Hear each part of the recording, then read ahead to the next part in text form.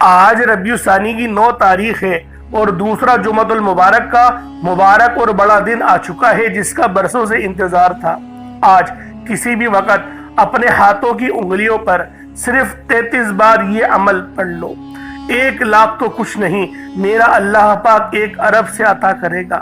یہ اتنا خاص وظیفہ ہے، شام سے پہلے دولت ملے گی، یہ موقع بار بار نہیں ملتا۔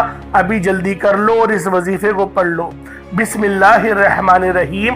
السلام علیکم دوستوں، آج ربیع ثانی کی 9 تاریخ ہے اور دوسرا جمعۃ المبارک کا خاص دن آ چکا ہے۔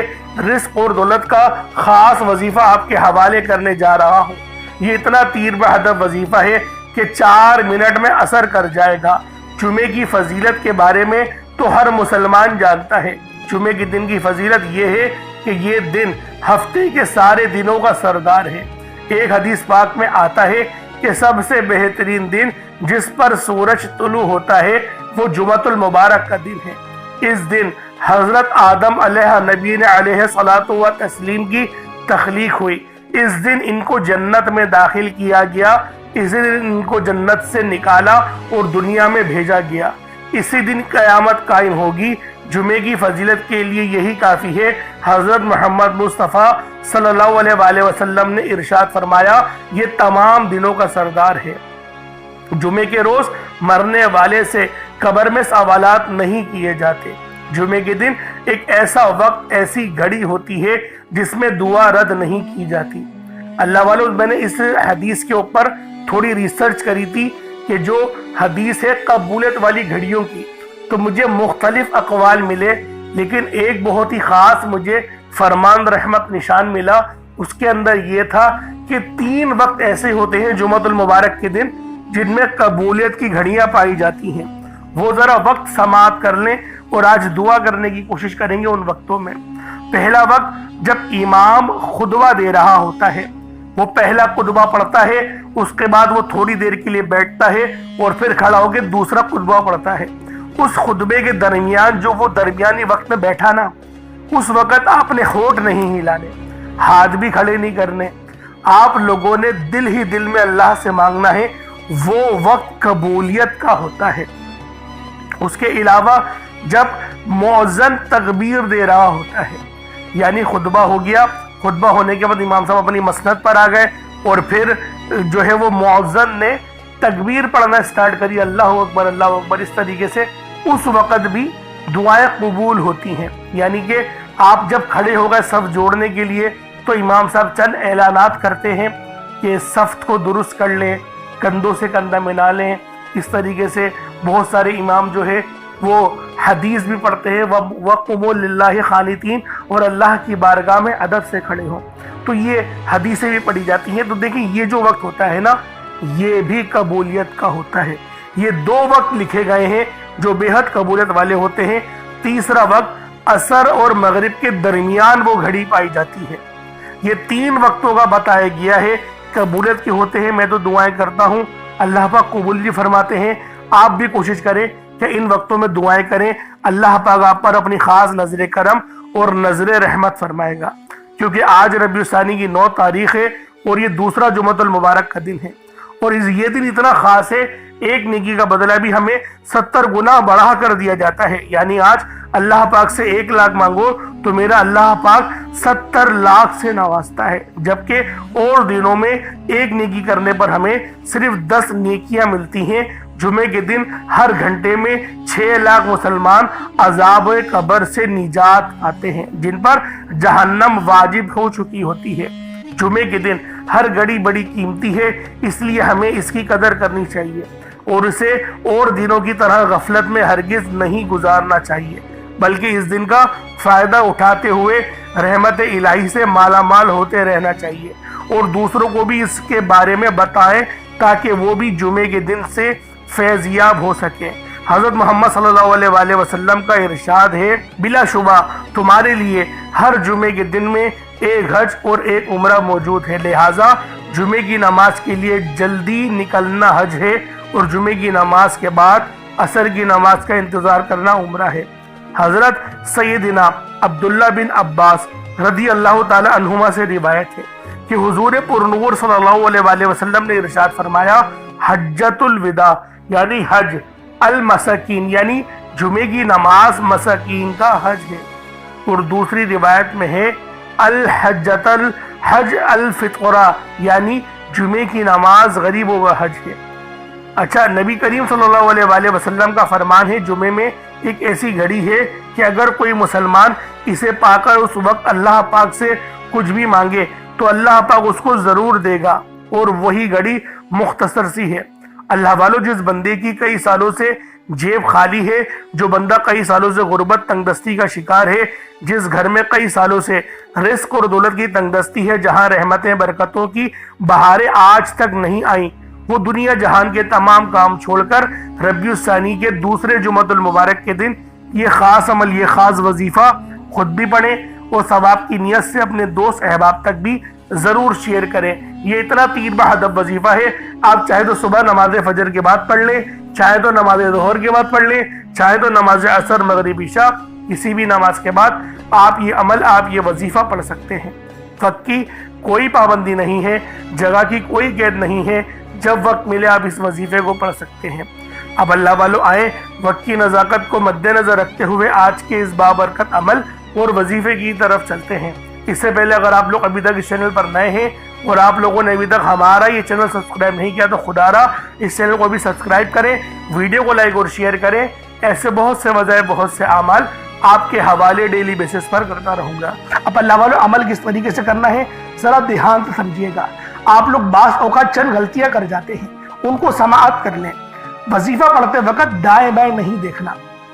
मकसद कोशिश करें कि अपनी आंखों को बंद करके वजीफा करें और वजीफा होने के बाद अपनी आंखों को खोल लें। या फिर अगर आप लोग आंखें को खोल के करना चाहते हैं तो नजरें सिर्फ सजदे वाली जगह पर रखिएगा। जो मुसल्ले पर आप बैठे हुए जहाँ पर सजदा करते हैं वहीं पर अपनी नजरों को रखें या अपनी गर्दन को झुका लें। इस तरीके से वजीफा करें ताकि अल्लाह पाक की वहदानियत आप लोगों को मिल सके, रब की तवज्जो मिल सके। अदब के दायरे में बैठें। सबसे बड़ी बात, कोशिश करें कि अत्तहियात की हालत में बैठें। अगर आप लोगों का वजन ज्यादा है, अत्तहियात की हालत में नहीं बैठ सकते, पाँव सुन हो जाते हैं, सो जाते हैं, तो फिर आप लोग चौकड़ी मार के, जिसे आलती पालती भी कहते हैं, चौकड़ी भी कहते हैं, आप लोग वैसे बैठ जाएं। लेकिन बैठना अदब के दायरे में है, अपने आप को समेट के है, सर झुका कर बैठना है। और फिर आप लोगों ने जो है बावजूद जब आप लोग बैठ गए, फिर आपने सबसे पहले ना आप लोगों ने अपने गुनाहों की सच्ची तौबा करनी है। बाज़ औक़ात हमारे गुनाह होते हैं जो हमारी पकड़ करवा लेते हैं। अल्लाह वालों, रब से हर रोज इस्तग़फ़ार करा करें, अल्लाह पाक से रोज वाला अपने गुनाहों की तौबा करा करें। और अल्लाह वालों, दिल से तौबा करा करें। दिल से निदामत अल्लाह पाक को पसंद है। ये नहीं कि रस्मी बस मुंह से अस्तग़फ़िरुल्लाह कह रहे हैं और दिल में कोई और ख्यालात चल रहे हैं। ऐसा इस्तग़फ़ार आपको फायदा नहीं पहुंचाएगा। सवाब दिलवा सकता है, फायदा नहीं पहुंचा सकता। फायदा हासिल करने के लिए तवज्जो जरूरी है, क्योंकि जब आप किसी से बात करते हैं, कोई दुनियावी इंसान है जिससे आप बात करेंगे तो तवज्जो जरूरी होती है। अगर आप लोग उसकी तरफ देख के बात नहीं करेंगे, मुतवज्जो नहीं होंगे और बात कर रहे होंगे, वो आपको इंपॉर्टेंस नहीं देगा। वो रब है, सबसे बड़ा बादशाह, हर किसी को बनाने वाला, कि हम उसके आगे अदब से नहीं बैठे। तो अल्लाह वालों, अदब से बैठें। बहुत सारे मेरे ऐसे बहन भाई मुझे कमेंट करते हैं कि हमारा जो अमल है, हमारा जो वजीफा है वो ज़ाया हो जाता है, हमें फ़ायदा नहीं होता। यार खुदा के बंदो, अपने सीने पे हाथ रखकर ये बात बोलो।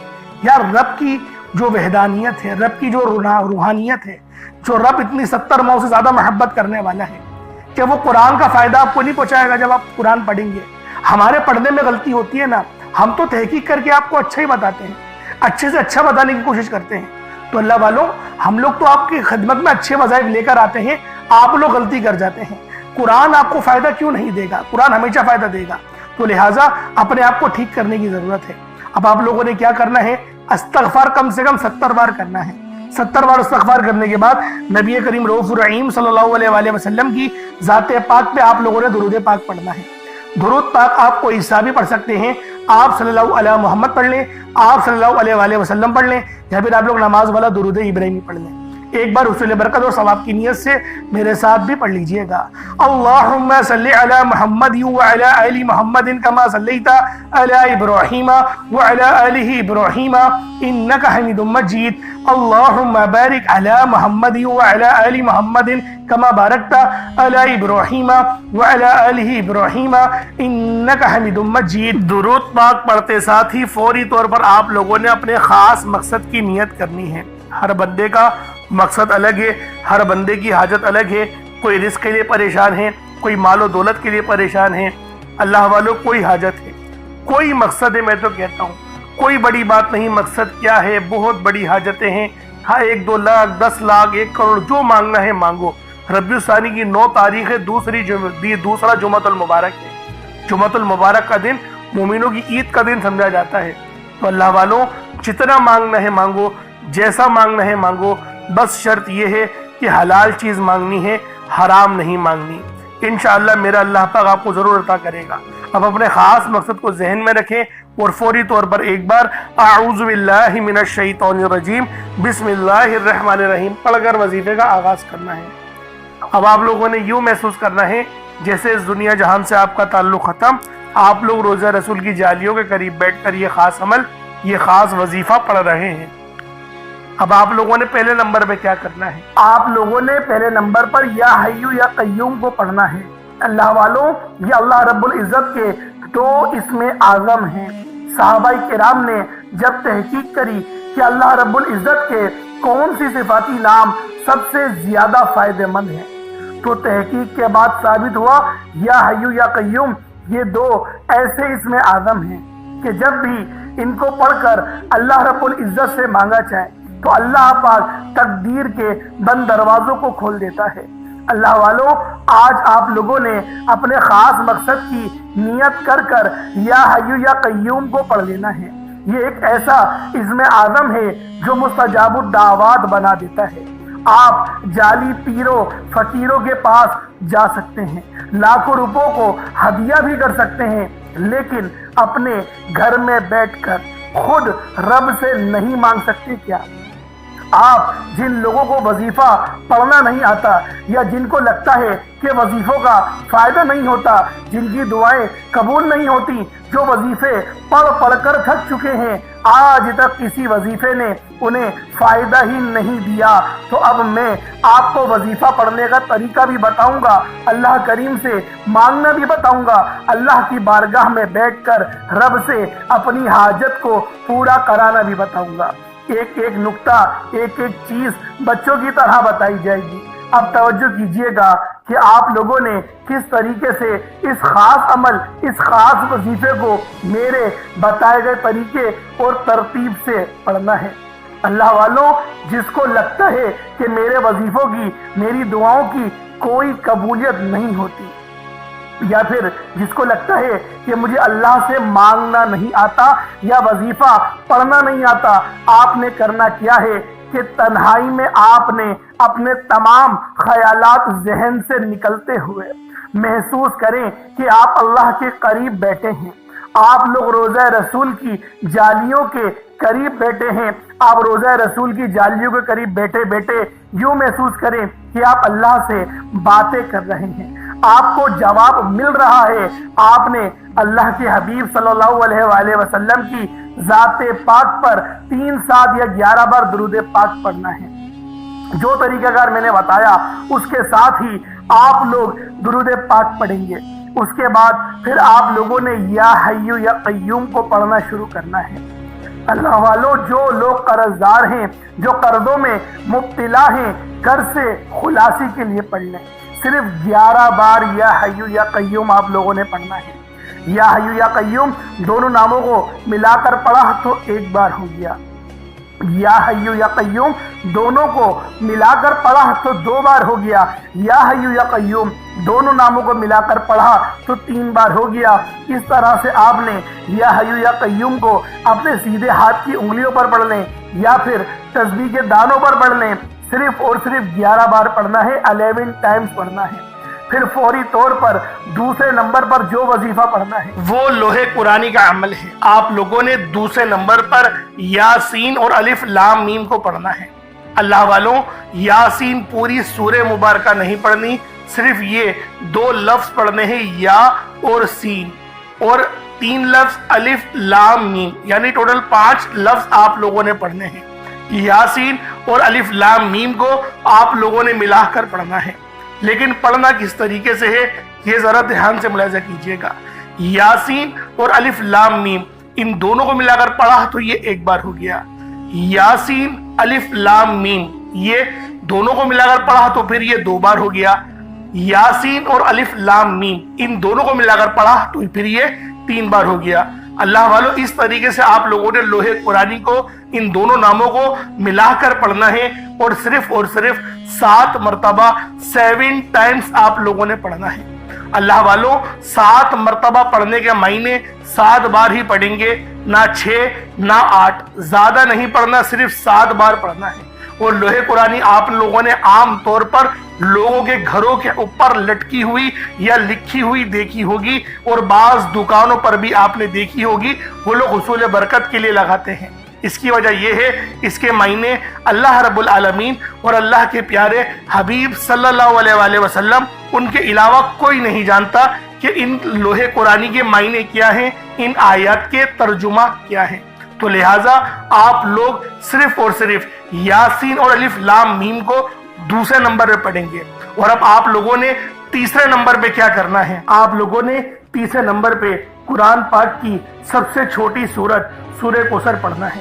اللہ والوں، سورہ کوثر ہر کسی کو زبانی آتی ہے۔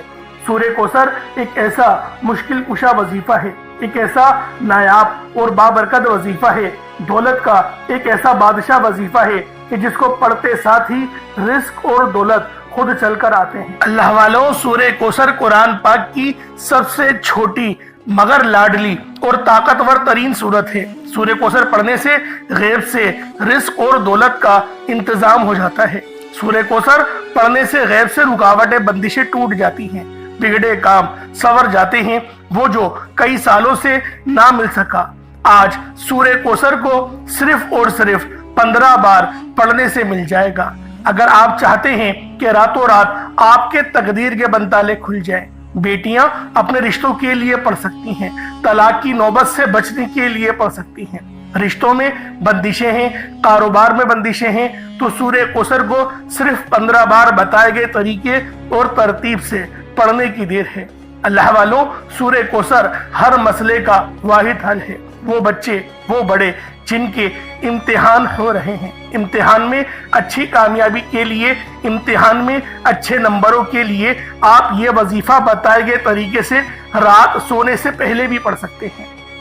لیکن آج جو عمل بتاؤں گا، آج جو طریقہ کار آپ کو بتاؤں گا، اگر آپ لوگ اس طرح سے اس سورت کو پڑھتے ہیں تو میرا اللہ پاک آپ کے اوپر رزق کے تمام دروازوں کو کھول دے گا۔ آپ کے اوپر رحمتیں، برکتیں چھما چھم بارش کے قطروں کی طرح برسنا شروع ہو جائیں گی۔ بس آپ لوگوں نے اس خاص وظیفے کو اللہ والوں کے بتائے گئے طریقے اور ترتیب سے صرف ایک بار پڑھنا ہے۔ صرف ایک بار اس عمل کو پڑھ کر دیکھیے گا، آپ لوگ حیران ہو جائیں گے، آپ لوگ پریشان ہو جائیں گے، اس طرح سے آپ کے لیے رزق کا بندوبست ہوگا۔ اب اللہ والوں، سورہ کوثر کو کس طریقے سے پڑھنا ہے ذرا دھیان سے ملاحظہ کیجئے گا۔ بسم اللہ الرحمن الرحیم، انا اعطیناک الکوثر فصل لربک وانحر ان شانئک هو الابتر، یہ ایک بار ہو گیا۔ بسم اللہ الرحمن الرحیم، انا اعطیناک الکوثر فصل لربک وانحر ان شانئک هو الابتر، یہ 2 بار ہو گیا۔ بسم اللہ الرحمن الرحیم، انا اعطیناک الکوثر فصل لربک وانحر ان شانئک هو الابتر، یہ 3 بار ہو گیا۔ اس طریقے سے آپ لوگوں نے سورہ کوثر کو اپنے ہاتھوں کی انگلیوں پر پڑھ لیں یا تسبیح کے دانوں پر پڑھ لیں، صرف 15 بار 15 ٹائمز آپ لوگوں نے سورہ کوثر پڑھنی ہے۔ اب آپ لوگوں نے آخر میں کیا کرنا ہے؟ اب آپ لوگوں نے آخر میں اللہ پاک کا بڑا ہی خاص اسم اعظم ہے یا توابو، آپ نے یا توابو کو پڑھنا ہے۔ یا توابو کی فضیلت اور حقیقت بیان کرنا دراصل بندے کو توبہ کی عظمت کا احساس دلانا ہے۔ اللہ رب العزت نے اپنے پاک اسماء الحسنہ میں یہ نام یا توابو رکھا ہے، جس کے مطلب کیا ہیں، جس کے معنی کیا ہیں، तौबा कबूल करने वाला, बंदों को उनकी खताओं से पाक कर देने वाला, उनके गुनाहों को माफ करके उन्हें अपनी रहमत की आगोश में लेने वाला। ये नाम अल्लाह की उस शान को जाहिर करता है जो अपनी मखलूक पर बेहद बल्कि सबसे बढ़कर मेहरबान है, गुनाहों को माफ करने वाला है। इंसान लाख गुनाह करे, दुनिया के सामने जलील हो जाए, मगर जब वो सच्चे दिल से अपने रब के हुजूर झुक जाता है, रोता है, आजिज़ी करता है और कहता है या तव्वाबु या अल्लाह, यानी अल्लाह मुझे माफ कर दे, तो वो रब्बुल इज्जत ना सिर्फ उसकी पुकार सुनता है बल्कि उसे माफ भी कर देता है। तो अल्लाह वालों, या तव्वाबु पढ़ने से क्या फायदा होगा? तमाम आपके सबीरा और कबीरा गुनाहों की आपको माफी मिल जाएगी, और जब गुनाह माफ हो जाते हैं उसके बाद दुआएं कबूल होती हैं, फिर वो रब का वो दरवाजा खुलता है जो रहमत का है। दरअसल या तव्वाबु ये वो पुकार है जो रब के उस दरवाजे पर दस्तक देती है जो कि रहमत का दरवाजा है। अल्लाह वालों, आपके घर में कितनी ही तंगदस्ती क्यों ना हो, परेशानियां कितनी ही ज्यादा क्यों ना हो, रब का ये इस्म आज़म या तव्वाबु हमारी जिंदगियों में इनकलाब लेकर आता है। इसीलिए आज आखिर में आप लोगों ने या तव्वाबु को पढ़ना है। किस तरीके से पढ़ना है, बस इसकी तरतीब को और इसको मुलाहिजा कर लें। अल्लाह वालों, इसकी एक खास तरीका भी है, जब आप लोग पढ़ें अपने गुनाहों को याद कर लें, यानी इसको पढ़ने से पहले एक लंबी सांस लें और कोशिश करें अपने दिल को हल्का करने की, अपने आंखों को बंद करने की और अपनी गर्दन झुकाने की। उसके बाद आप लोग पढ़ें या तव्वाबु या अल्लाह, इन दोनों को मिलाकर पढ़ेंगे तो एक बार होगा, और इतनी आवाज से पढ़ना है आप मुंह से बोलें और कानों से सुन लें।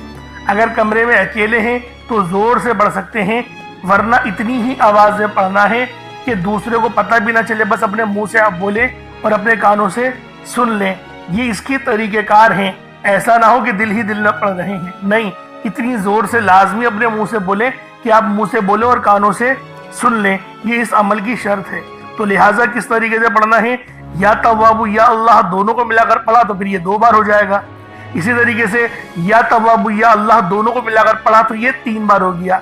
इस तरीके से आपने या तव्वाबु या अल्लाह को अपने हाथ की उंगलियों पर पढ़ लें या तस्बीह के दानों पर पढ़ लें।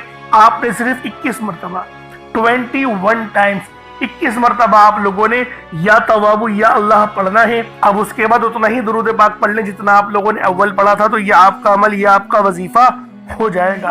अब दुआ अच्छे अंदाज में मांगनी है। देखिए अल्लाह वालों, बड़ी मेहनत से वजीफा पढ़ा है, और ये रबीउल सानी की 9 तारीख है ना, ये साल में एक ही बार मिलती है। तो इतनी मेहनत से वजीफा पढ़ने के बाद अगर दुआ अच्छे अंदाज में नहीं मांगोगे तो क्या फायदा। तो बेहतर यह है कि दुआ अच्छे अंदाज में मांगनी है। मैं फिर कह रहा हूं, दुआ अच्छे और बेहतरीन अंदाज में मांगे।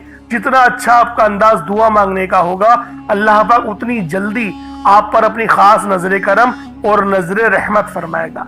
इसलिए मैं आपसे बार बार कहता हूं कि दुआ अच्छे अंदाज में मांगे, क्योंकि अल्लाह रब्बुल आलमीन आपकी दुआओं को ज्यादा कबूल करता है। तो अल्लाह वालों, दुआ अच्छे अंदाज में करें और उसके बाद कोशिश करें छोटा मोटा सदका जो आपकी जेब इजाजत दे वो रब की राह में जरूर दें। रबीउल सानी की 9 तारीख है और ये दूसरा जुमअतुल मुबारक का दिन है। अल्लाह पाक मेरा सुनाना और आपका सुनना अपनी पाक बारगाह इलाही में कबूल व मंजूर फरमाए। अल्लाह पाक हमेशा अपने दीन का हमें वफादार रखे, हमारे दिलों में नबी पाक सल्लल्लाहु अलैहि वसल्लम की मोहब्बत हमेशा जिंदा रहे, हमेशा हमें सिरात मुस्तकीम पे चलाए, हमेशा अपने वालिदैन की खिदमत करने की तौफीक अता फरमाए, हज और उम्रह करने की सआदत नसीब फरमाए। अल्लाह रब्बुल आलमीन हमें हमेशा अपना वफादार बना के रखे और मुनाफिकीन से बचाए, उनके शर से बचाए, उनकी सोहबत से बचाए। अल्लाह रब्बुल आलमीन हम पर अपनी रहम करे। इंशाल्लाह फिर मुलाकात होगी। अस्सलामु अलैकुम व रहमतुल्लाहि व बरकातहू।